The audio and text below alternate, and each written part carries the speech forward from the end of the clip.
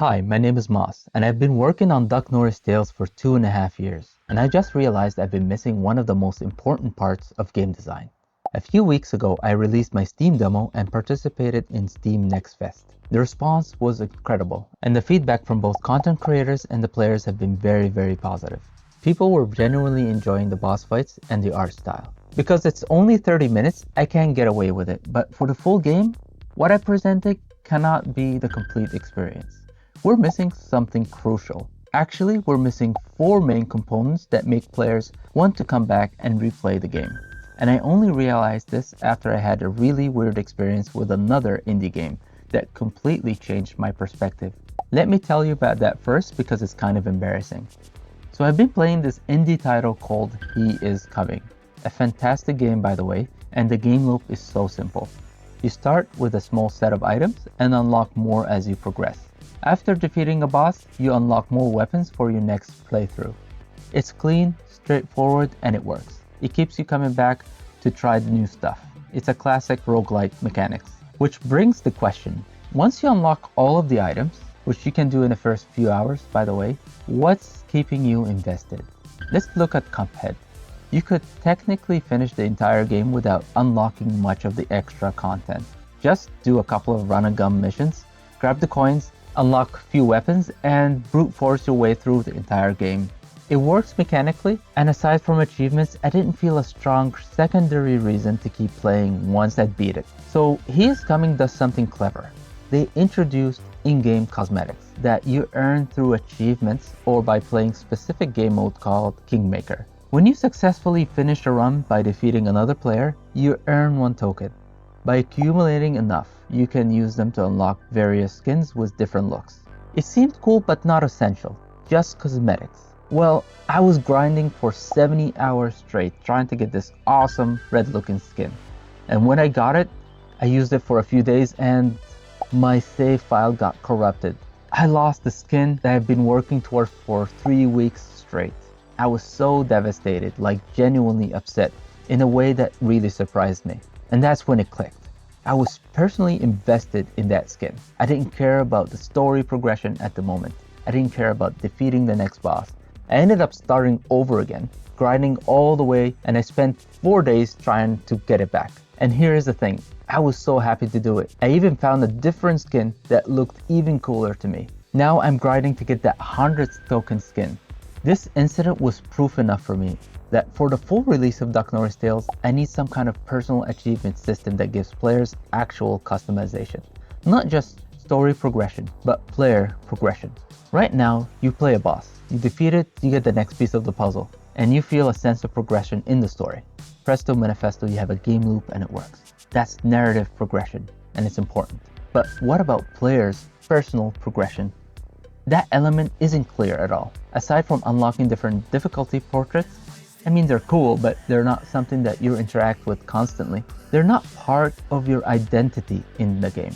I realized I was making the same mistake a lot of boss rush games make.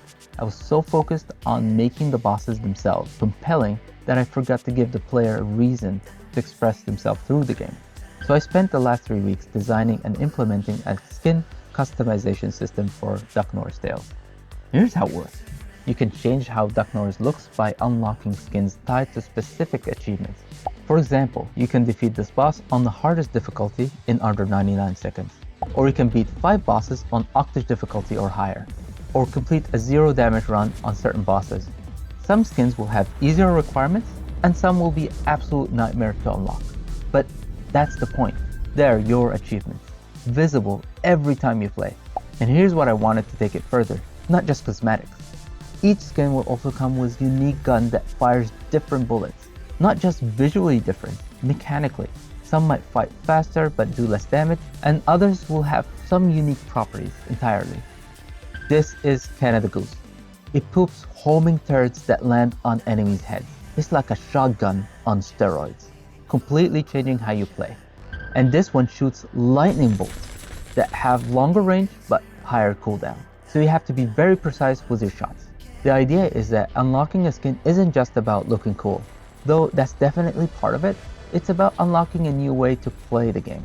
So I'm building this system because I want Duck Norris to have layers of replayability. Layer 1 is a story progression. You can beat the boss, save the world, and see the endings.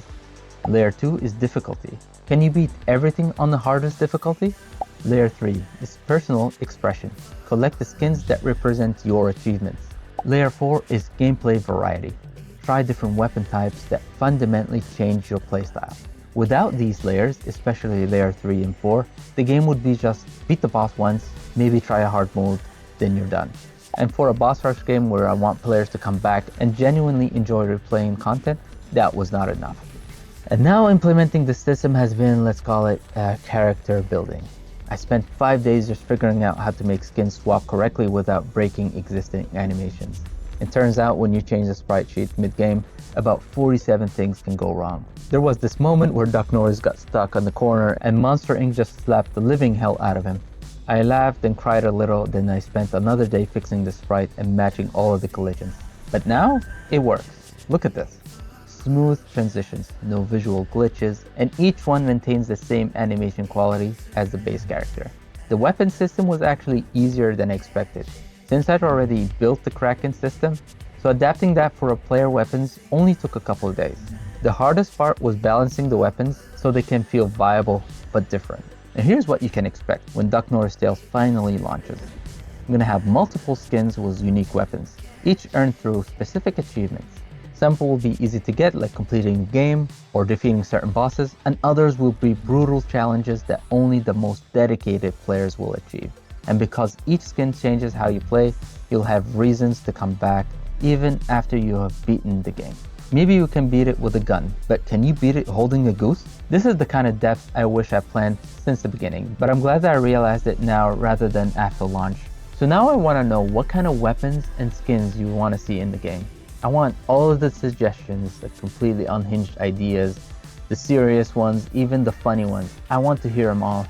Some of the best game features come from the community, and I'm genuinely curious what you would be excited to unlock. Also, what is the most ridiculous thing you've ever grinded for in a game? I told you about my embarrassing He Is Coming story and how many hours I spent trying to get that skin. Now I want to hear yours. Have you ever spent days working towards something purely cosmetic? Let me know in the comments. Thank you so much for watching. If you made it this far and you're interested in optimizing things and becoming better, I've created a new Discord server for like-minded people who wants to take this journey to the next level, and you can find it in the links below. If you enjoyed this video, please leave it a like and a comment. It will really help me with the algorithm and help the channel grow. If you enjoyed this video, you'll enjoy this video as well. Thank you so much, and remember, just take it one day at a time, and I'll see you in the next video.